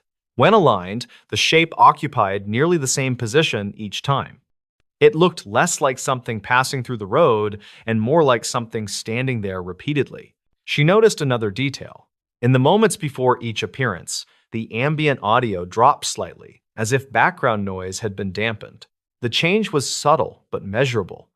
Mara submitted a supplemental report requesting technical review of camera 12. Maintenance inspected the unit and found nothing wrong. They replaced the storage drive as a precaution but reported no faults. 2 weeks later, the footage became relevant again.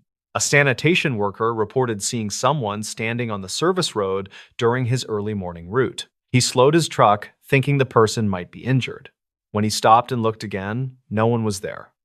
His report included the exact location covered by camera 12. Mara was asked to pull footage from that morning. At 1:36 a.m., the shape appeared again. This time, it faced slightly to the left. As before, it remained motionless, then disappeared.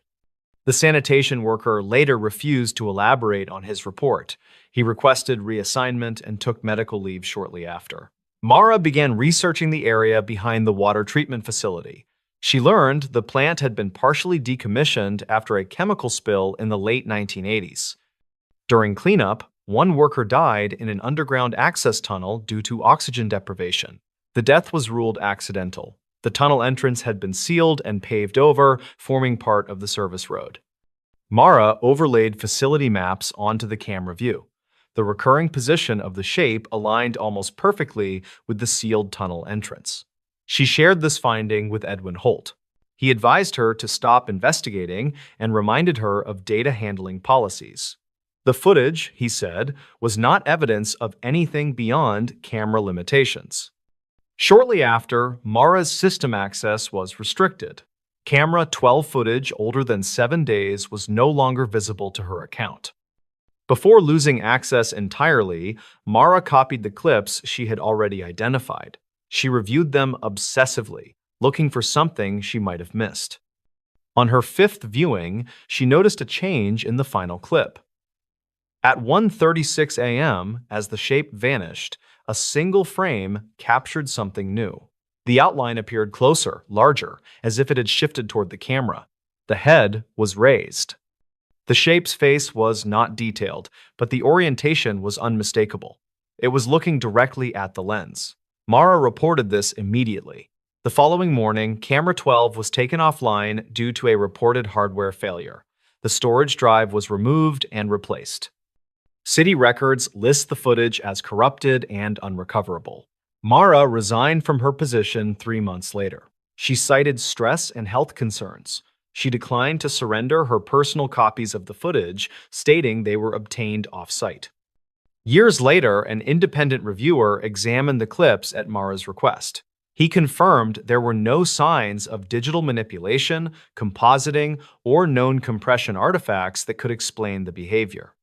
He could not explain how a human-sized shape appeared repeatedly without shadows, interaction, or transitional movement. The service road has since been permanently closed.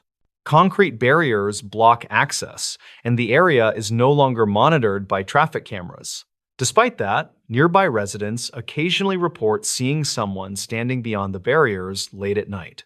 They describe the figure as still and indistinct, visible only under certain angles of light. No new footage exists to confirm these reports. The original clips remain the only record, ordinary in quality, brief in duration, and deeply unsettling in implication. According to those who reviewed them closely, the footage does not show something arriving or leaving. It shows something already there. What really happened inside this remote motel room? Police reports confirm the room was sealed when officers arrived, yet evidence shows something inside had moved with intent. In the winter of 2012, a remote roadside motel sat along a rarely traveled stretch of highway near a mountain pass. The building was old, single-story, and surrounded by dense forest on 3 sides. It catered mostly to long-haul drivers and seasonal workers passing through overnight. That December evening, a guest named Travis Elwood checked into room 7. He was 41 years old and worked as a subcontracted equipment inspector, traveling alone between rural sites. According to the front desk log, he arrived shortly after 8 p.m., paid cash, and asked for a room far from other guests. The motel clerk, Denise Ralston, later stated Travis seemed distracted but polite. He asked whether the rooms had landline phones and whether the walls shared ventilation. Denise thought the questions were unusual, but answered anyway. Room 7 was at the end of the row, with no adjoining rooms. Security footage shows Travis parking directly outside his door and carrying in a single backpack. He entered the room at 8:16 p.m. The porch light flicked off behind him, leaving the exterior dim and quiet. For nearly 2 hours, nothing else appeared on camera. No one approached the room, and Travis did not exit. At 10:02 p.m., the landline at the front desk rang. The call came from room 7. Denise answered and heard faint static, followed by a low sound she described as breathing. She asked if the caller needed assistance. After several seconds, the line went dead. She attempted to call the room back, but received no answer. At 10:37 p.m., the desk phone rang again. The caller did not speak, but the breathing sound was louder this time. Denise reported hearing what sounded like movement, possibly footsteps, though it was difficult to tell through the static. The call ended abruptly. Denise contacted the motel owner, who advised her to wait and monitor the situation unless a clear emergency occurred. The area had limited law enforcement coverage, and false alarms were common due to faulty wiring. At 11:14 p.m., a third call came in. This time, Travis spoke clearly. He said, "There is someone else in here." Denise asked who, but Travis did not answer. The line stayed open for several seconds, then disconnected. Denise immediately called local authorities. A deputy was dispatched, though the estimated arrival time was nearly 40 minutes due to distance and road conditions. Security footage shows no activity outside room 7 during that window. The porch light remained off. No shadows crossed the frame, and no vehicles arrived or departed. At 11:58 p.m., the front desk phone rang again. This call was never answered. Denise was on the phone with the dispatcher at the time. Records show the call lasted 22 seconds before disconnecting. The deputy arrived at 12:40 a.m. Denise accompanied him to room 7. They knocked repeatedly and announced their presence. There was no response. The door was locked from the inside. With the owner's permission, the deputy forced entry. The room was dark and silent.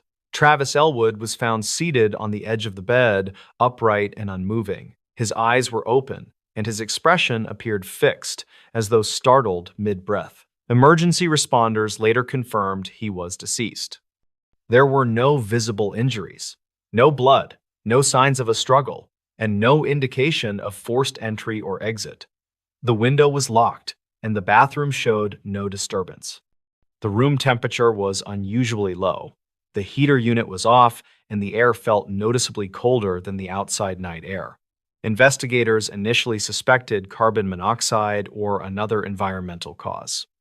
However, testing revealed no gas leaks, no toxic substances, and normal oxygen levels. Travis's backpack lay open on the floor. Inside were clothes, inspection tools, and a small handheld audio recorder. The device was powered on. When officers reviewed the recorder, they found it had been running intermittently for several hours. Most of the audio was silence, punctuated by faint room noise. One segment stood out. At 9:51 p.m., the recorder captured Travis speaking quietly. He said he thought he heard someone moving in the walls. He mentioned the sound coming from behind the bathroom mirror. Several minutes later, the recording picked up a rhythmic noise, like slow tapping. Travis whispered for it to stop. The tapping continued. At 10:01 p.m., just before the first call to the front desk, a second voice appeared on the recording. It was faint, distorted, and difficult to isolate. Analysts later confirmed it did not match Travis's voice. The voice did not speak words. It exhaled. The breathing sound continued intermittently for over an hour. At several points, Travis could be heard asking questions. He asked who was there. He asked what it wanted. There was no verbal response. At 11:09 p.m., the recorder captured a sudden change in sound. The breathing stopped. For nearly 30 seconds, there was complete silence.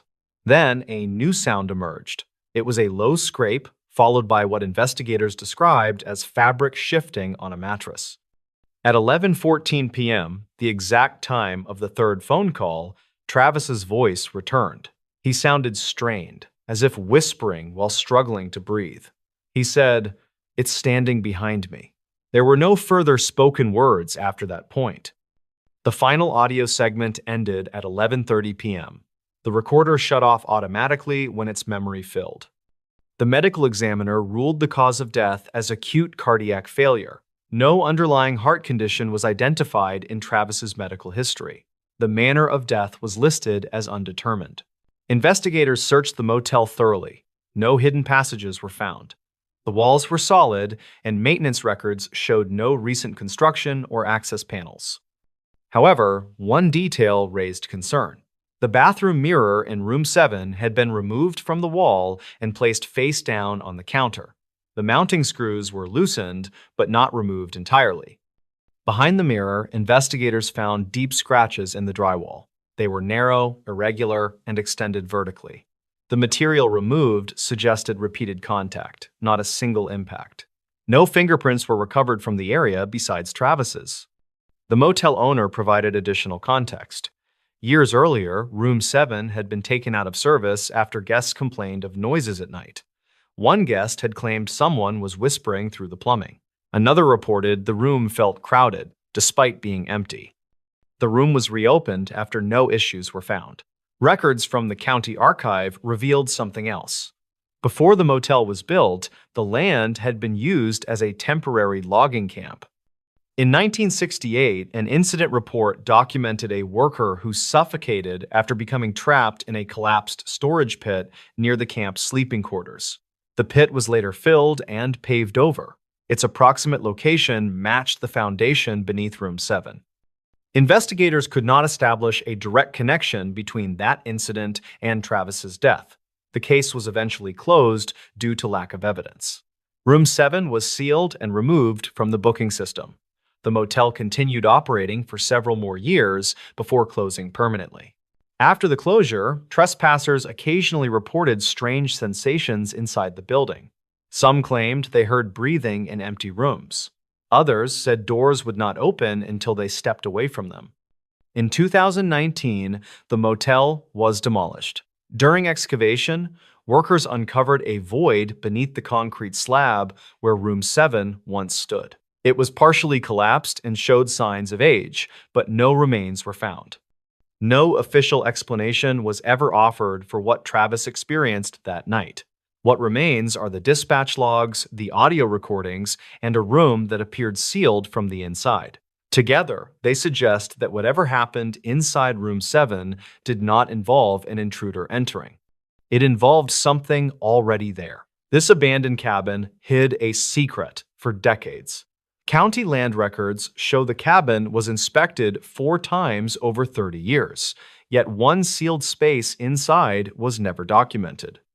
Deep within a state-managed forest, miles from the nearest paved road, stood a small log cabin marked as decommissioned. It had no address, no signage, and no recorded purpose beyond a single line in forestry archives. The cabin appeared on maps as a former ranger shelter, closed in the early 1980s and left to decay naturally. In the fall of 2015, the site was revisited by a forestry compliance officer named Warren Lyle. He was 51 years old and nearing retirement after decades of fieldwork. His assignment was administrative, confirm the structure posed no hazard before the land designation changed to limited public access. Warren arrived just before noon, hiking the last mile with a camera, notebook, and handheld GPS unit. The cabin sat in a shallow clearing surrounded by dense trees, their branches blocking most wind and sound. The air felt heavy, and the usual forest noise seemed muted. The cabin door hung crooked on rusted hinges but was not locked. Inside, the space was sparse. One table, a collapsed cot, a wood stove, and shelves coated in dust. Sunlight filtered through cracks in the logs, illuminating drifting particles that had likely not moved in years. Warren began photographing structural damage and noting signs of animal intrusion. He expected raccoon nests or rodent remains, but found none. The cabin smelled dry, with no scent of decay or mold, which struck him as odd given its age.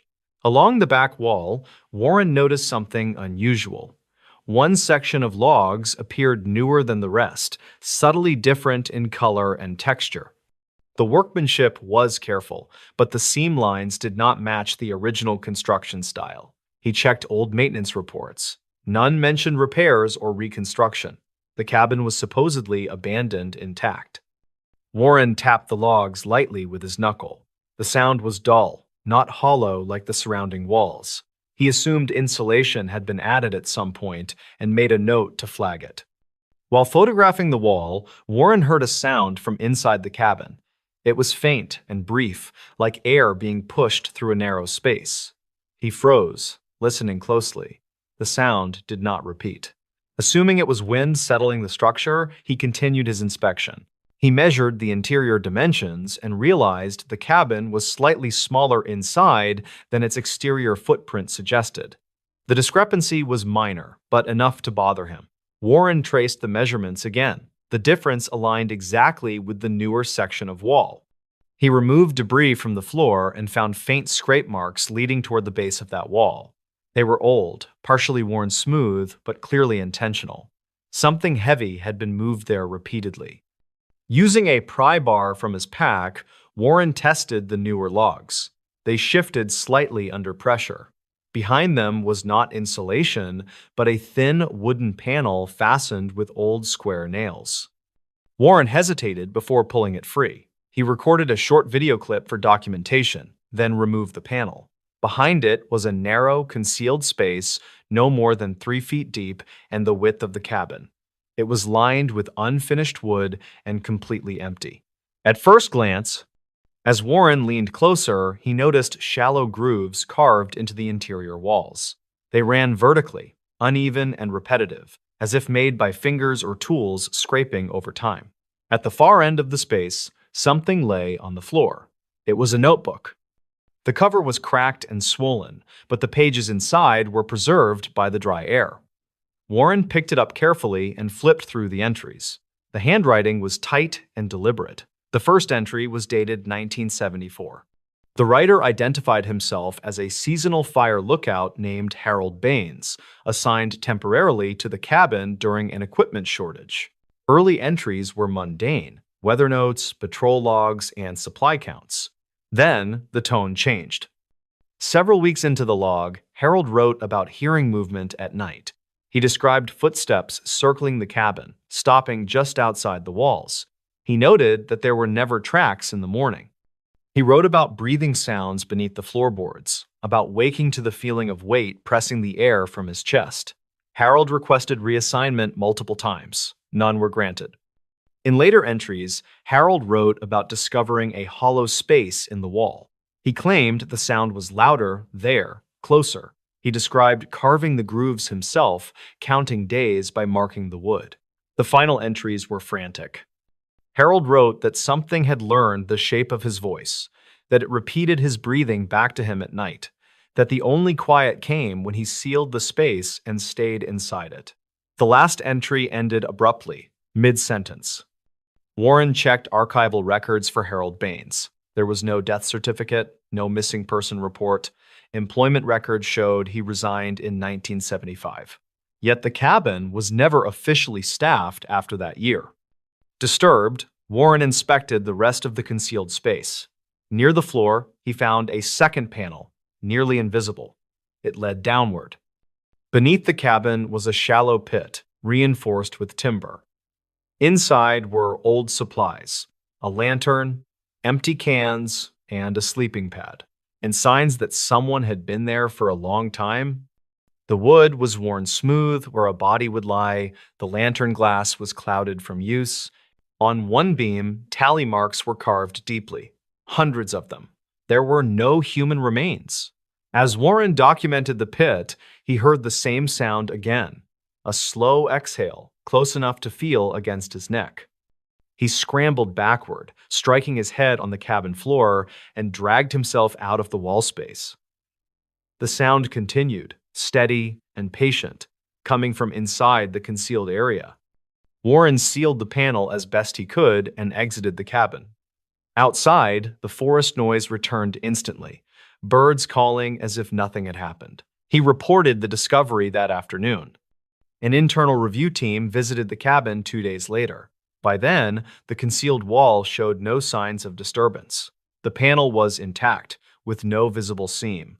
The notebook was missing. Warren insisted he had taken photographs, but the images showed only a blank wall. The pit beneath the cabin was found, but empty and undisturbed. No tally marks, no supplies. The official report concluded the cabin had suffered memory distortion due to age and stress. The site was quietly removed from public maps and later burned during a controlled forest operation. Warren retired early. Years later, during a land survey, ground-penetrating radar detected a void beneath the former cabin site. It extended farther than the pit Warren described. The finding was logged, then reclassified. Locals say the clearing still feels wrong. Snow melts there unevenly. Sound carries strangely. Sometimes, hikers report hearing breathing when the wind stops. No cabin stands there anymore. Whatever Harold sealed inside was never officially found, and whatever kept him alive in that wall for so long may not have needed the cabin to remain. Never answer a call from this rural payphone. Telephone company records show the line rang for decades without an outgoing service account ever being attached to it. The payphone stood at the edge of a rural crossroads where two county roads intersected miles from the nearest town. It was bolted to a wooden post beside an overgrown pull-off, surrounded by tall grass and a single flickering streetlight. There were no buildings nearby, no bus stop, and no signage explaining why it had ever been installed. In the spring of 2010, the phone drew the attention of a utility inspector named Grant Holloway. He was 49 years old and worked for a regional telecommunications contractor responsible for decommissioning obsolete lines. His assignment was routine: verify inactive equipment and schedule removal if necessary. Grant noticed the payphone because it still appeared active in the system. It was listed as receiving calls but never placing them. That anomaly alone was enough to warrant a field inspection. He arrived just after sunset, parking his truck along the gravel shoulder. The air was cool, and the area was quiet, except for insects and distant wind through crops. Grant photographed the phone, checked the serial number, and confirmed it matched the database entry. The handset was intact. The coin slot was jammed with dirt. The line indicator inside the casing showed a weak but steady signal. According to records, the phone had been installed in 1979 and officially retired in 1994. It should not have been ringing. As Grant documented the wiring, the phone rang. The sound was sharp and sudden, echoing across the empty intersection. Grant stepped back instinctively, startled more by the timing than the noise itself. He watched the handset vibrate slightly against the metal housing. Grant waited for the ringing to stop. It did not. After nearly 10 seconds, he lifted the receiver. He later said he assumed it might be a crossed line or automated system test. He did not expect a voice. At first, there was only static.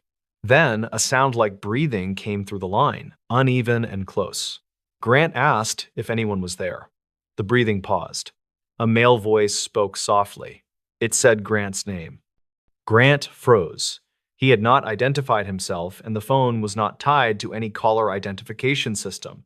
He asked who was calling. The voice replied with a question of its own. "Did you make it home yet?" Grant felt a sudden chill. The question made no sense. He was still standing beside the phone. He told the caller they had the wrong number. The line went dead. Grant replaced the receiver and stood there for several seconds, listening to the night. He told himself the voice must have been a prank routed through old infrastructure. Still, he finished his inspection quickly and left. That night, Grant filed a report noting unexpected incoming activity. The next morning, his supervisor flagged it as a known issue. End quote.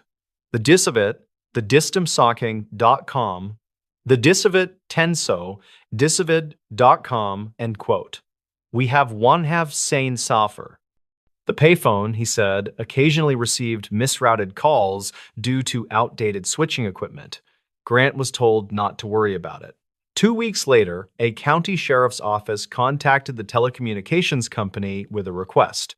They asked whether the payphone at the crossroads was operational. When told it was not supposed to be, the deputy sounded unsettled.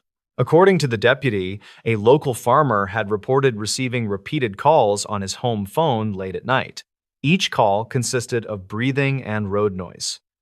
On the third call, the caller asked the farmer why he had not answered the payphone. The farmer lived nearly 5 miles from the crossroads. Phone records showed the calls to the farmer originated from the rural payphone line.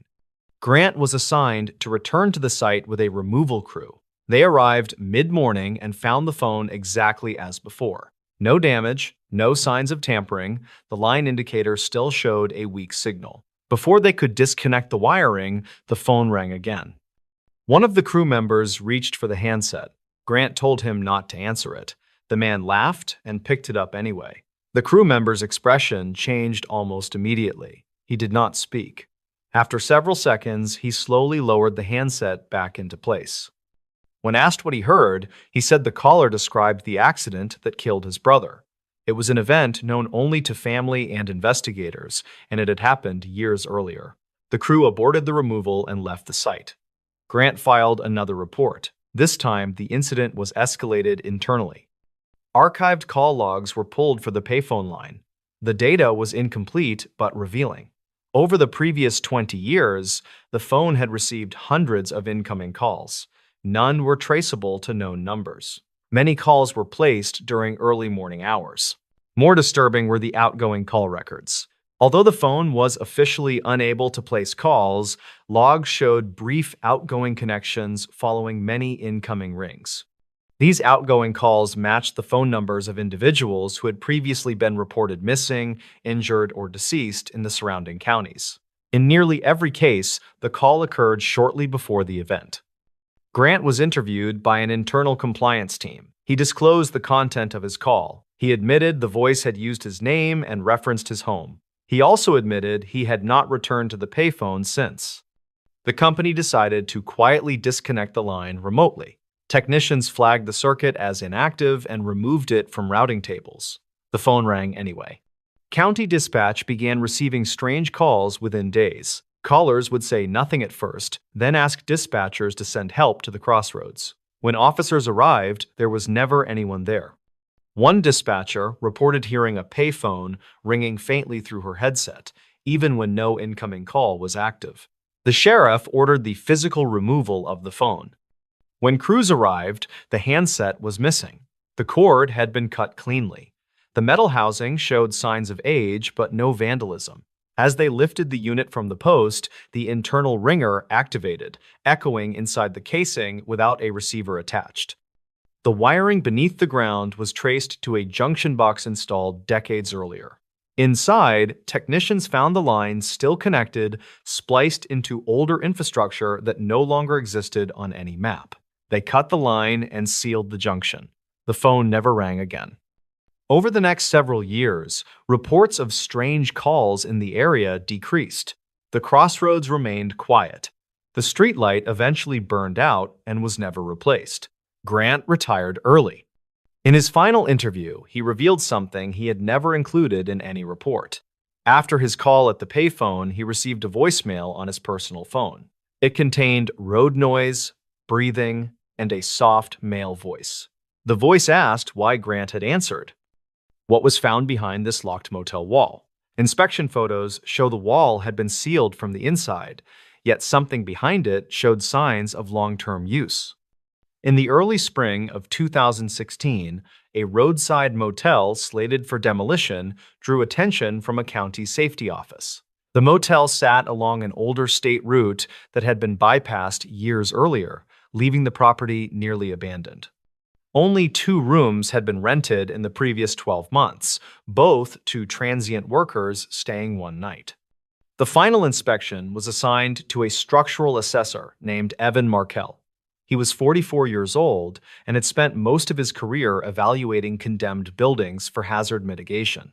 His task was simple: document safety risks before demolition crews arrived. The motel was a single-story L-shaped structure, faded beige paint peeling from concrete block walls. Several rooms had already been stripped of fixtures, but room 9 remained locked. According to records, the key had been missing for years. Evan decided to start there. He photographed the exterior and noted that room 9's door showed no signs of forced entry or tampering. The lock cylinder was original and intact. The window curtains were drawn, though dust suggested they had not been moved recently. Using a master override tool, Evan opened the door. The air inside was stale but not rotten. The room was sparsely furnished, a bed frame without a mattress, a small dresser, and a nightstand bolted to the floor. Everything was coated in dust except the floor near the back wall, which appeared subtly disturbed. Evan took note of the discrepancy. He checked the bathroom next. The fixtures were intact but dry, with no signs of recent use. The mirror above the sink was missing, leaving only mounting brackets and an outline where it once hung. Returning to the main room, Evan measured the interior dimensions as required. He paused when the numbers did not align with the exterior footprint. The room was shorter by nearly 18 inches. He rechecked his measurements, then confirmed them against the building plans stored on his tablet. According to the plans, there should have been no variance. Evan tapped along the back wall with his knuckles. Most of it sounded solid, but one section produced a muted, padded thud. It was subtle, but consistent across a rectangular area, roughly the width of a closet. There was no door, no visible seam. The paint was uniform. Evan documented the anomaly and used a thermal scanner to check for voids. The scanner showed a cold pocket behind the wall, distinct from surrounding areas. The shape was irregular, not consistent with insulation. Assuming an undocumented repair, Evan contacted his supervisor, who advised him to open the wall for inspection. He cut carefully into the drywall. Behind it was not insulation or framing, but a second wall made of plywood reinforced with horizontal braces. The plywood had been installed after the original construction, judging by the fasteners. Evan removed the braces one by one. The plywood panel came free, revealing a narrow space behind it. The cavity was large enough for a person to sit upright, extending the width of the room and approximately 4 feet deep. The air inside was noticeably colder. The first thing Evan noticed was the smell. It was dry, metallic, and faintly organic. The space was not empty. Along the back wall, a thin sleeping pad had been laid out. Beside it were empty water bottles, flattened and stacked neatly. A small battery-powered lantern rested near the corner. None of the items were new. Dust patterns suggested they had been handled repeatedly, long after the rest of the room had fallen into disuse. Evan felt his throat tighten. He photographed everything before stepping back out of the cavity. Then he noticed the markings. Scratched into the plywood walls were lines, hundreds of them, arranged in uneven vertical clusters. Some were shallow, others deeply carved. Near the sleeping pad, the scratches formed crude shapes resembling letters, though none spelled complete words. Evan counted several groupings that appeared deliberate, as if marking time. He contacted local authorities. Deputies arrived within the hour and secured the room. They expanded the opening and entered the space more fully. Inside, they found additional items: a plastic bucket used as a toilet, food wrappers dating back years, and a portable radio with corroded batteries. There were no human remains. What unsettled investigators most was the condition of the space. It had clearly been occupied for an extended period, possibly months or years, yet no missing person records matched the timeline. The cavity had no ventilation system, no access hatch. The only opening was the wall Evan had cut through. Yet dust patterns on the floor indicated movement in and out of the space long after Room 9 was last rented. Investigators examined motel records. Room 9 had been taken out of service in 2008 after repeated guest complaints about noise. Guests reported hearing breathing at night and feeling movement behind the walls. No cause was found. After closure, the door had been locked and left untouched. Security footage from the motel's final operational year was reviewed. On several occasions, motion sensors in the hallway outside Room 9 activated late at night. The footage showed no one present. One clip showed the doorknob of Room 9 turning slightly, then stopping. The motel owner, when questioned, denied any knowledge of hidden spaces. He confirmed that no maintenance work had been done on that wall in decades. Investigators brought in a forensic anthropologist to assess the markings. The expert concluded the scratches were made by human hands over a long period, likely under conditions of stress and confinement. Yet there was no sign of forced captivity, no restraints, no locks on the inside of the cavity. The most disturbing finding came from the radio. After replacing the batteries, investigators powered it on. It immediately emitted static, followed by a faint rhythmic sound. Breathing. Then, briefly, a voice. It did not speak words. It repeated the sound of inhaling and exhaling, slightly delayed, as if mimicking someone nearby. The radio shut off on its own. The cavity was sealed again by authorities, pending further investigation. The motel demolition was postponed indefinitely. Several weeks later, the property was sold quietly to a development group. Records related to the investigation were reclassified and archived. When demolition crews finally returned months later, Room 9's back wall was intact. There was no cavity behind it, no scratches, no sleeping pad, no lantern. The interior dimensions of the room now matched the exterior footprint perfectly. Evan was asked to revise his report. He refused and resigned shortly after. Before leaving his position, he shared one final detail with a colleague. When he first opened the wall, the sleeping pad was still warm, and there had been only one set of markings near it, fresh ones. This ranger station logbook ends mid-sentence. The final entry was written in steady handwriting with no sign of panic, and it stopped in the middle of a single word.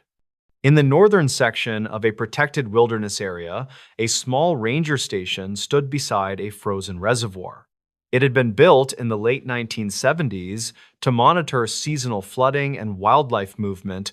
By 2017, it was rarely used, staffed only during peak months, and otherwise left sealed. The winter closure inspection was assigned to a record specialist named Jonah Reeve. He was 48 years old and worked for the Regional Parks Authority, responsible for collecting documents from facilities scheduled for long-term inactivity. His job was administrative, but it required traveling alone to remote sites. Jonah arrived at the station in early December, just before a heavy snowfall. The access road was barely passable, and the forest around the reservoir was silent. He unlocked the station door using a key retrieved from a lockbox and stepped inside. The interior was colder than expected, despite the building being sealed. The main room held a desk, a radio console, and a wall of shelves containing binders and logbooks. Everything appeared orderly, untouched since the last patrol weeks earlier. Jonah began cataloging materials, photographing documents, and boxing non-essential records. Most of the logbooks were routine, weather notes, patrol times, wildlife sightings. He worked methodically, checking dates against a printed roster. One logbook stood out. It was thinner than